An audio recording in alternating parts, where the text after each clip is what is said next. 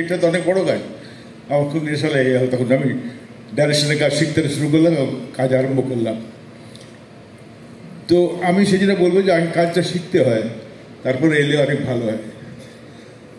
বাকি তারপরে আমার এখন জয়শ্রী, আমার স্ত্রী চলে যাওয়ার পরে এখন আমার ইন্সপিরেশন হচ্ছে আমার মেয়ে একতা ভট্টাচার্য।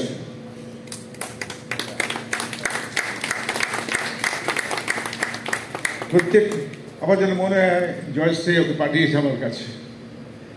অনেকে পুনর্জন্ম বিশ্বাস করে না, কিন্তু আমি করি, এখন করছি, আগে করতাম না, এখন করি।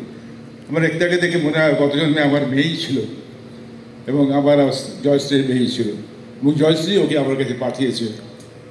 ও যেভাবে আমার সেবা করছে, যেভাবে আমার যত্ন নিচ্ছে, যেভাবে আমার সব কিছু দেখাশোনা করছে, সমস্ত কিছু আজকে এই অ্যারেঞ্জমেন্টটা যা হয়েছে এখানে, আমাকে এই যে আপনারা সম্মান দেখালেন, সমস্তটা একতা করেছে, সেটা আমি তার কাছে কৃতজ্ঞ।